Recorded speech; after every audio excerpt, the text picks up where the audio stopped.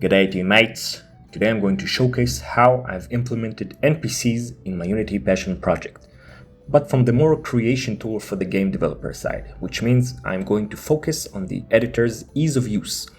It's going to get a little complicated, but in Inspector serialization we trust. Let's start with a quick demo. In this scene there are three NPCs, Ronen the quest giver, Sven the merchant, and Dikla the healing witch. First we'll talk to Dikla to heal our wounds. Then we'll talk to Sven to see the dialogue answers mechanic and to flex our fully functional trading feature. Hello!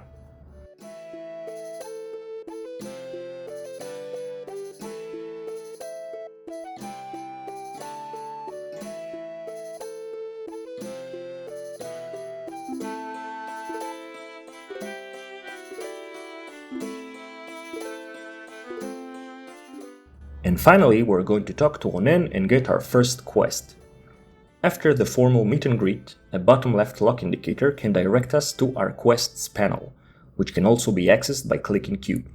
And here we can examine our quest details, its description, reward, and status.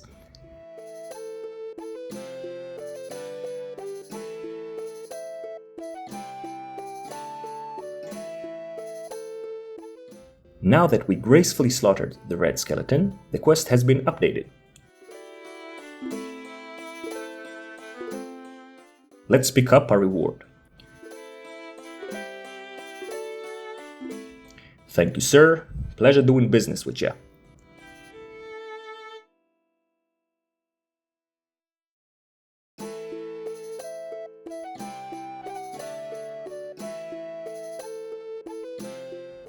Apparently, after making waves of success in this village, Dikla has a quest to offer us as well.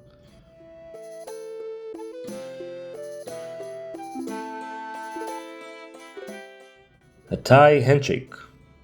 I thought you were classier than this, Missy. Alright, editor mode baby, let's understand the magic.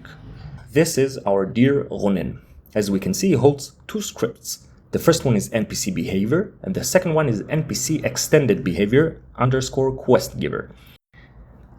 NPC behavior is essentially the dialogue sequencer. It holds all the dialogue texts and action requests that are sorted through a condition. Currently the conditions are quest statuses, but can easily be much more. The NPC behavior holds an array of NPC dialogue data. Each NPC dialogue data holds a condition for activation, as I mentioned, and a dialogue text data array.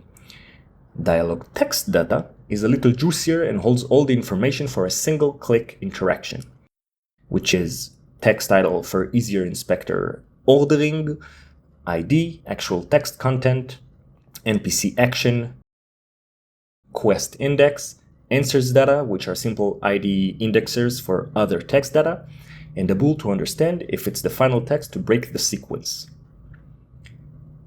And this is how it looks in the inspector. Ronen has 4 NPC dialogue data elements. The first is a condition with a quest title of none, which means no condition. After expanding the text data array, we can see the first interaction texts. Hey Gever, give quests, and empty final text. Hey Gever is pretty empty.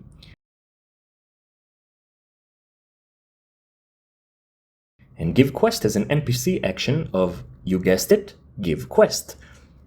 In general, NPC actions will only go through with the appropriate extended behaviors, such as merchant behavior for display store and healer behavior for heal player. Back to Ronen's quest giving. The quest index is referring to its own extended behavior, the quest giver. I thought that this would be easier for me to track what quests an NPC is supposed to give inside elaborate dialogue sequences. The second dialogue data condition is when the Kill the Red Skeleton quest is active. Third dialogue data is for giving the reward. You can see here that everything is basically titles and indexes. The UI manager and game manager are responsible for all of the heavy lifting. If you watched my second devlog, you probably remember that I'm an access maniac. It is not simple for a script in my project to get what it wants directly. The chain of commands can be a pain in the ass for an outsider, but for me it's as intuitive as running from a bear. And the fourth and final dialog data is for the "that will be all for now" text. Regarding the extended behaviors, the quest giver holds an array of quest data, which is a scriptable object that is extremely easy and straightforward to create.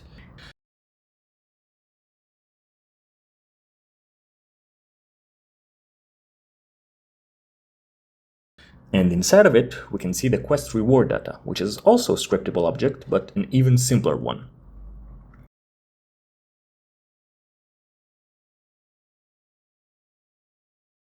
Jumping to Sven, we can see that his extended behavior is a merchant. Here I can add to his wares, plus a few other settings. For example, the potions amount settings allow me to not duplicate 2 potions 20 times in the inspector.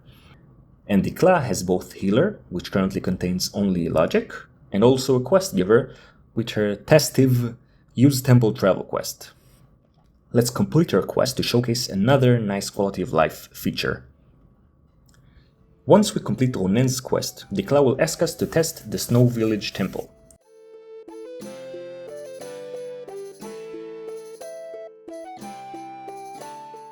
Clicking on the Snow Village will activate a nice sync transition that worked a lot smoother than I expected. All of my managers sit on the main scene, while the environments are separated into additive scenes and are easily changeable and modified.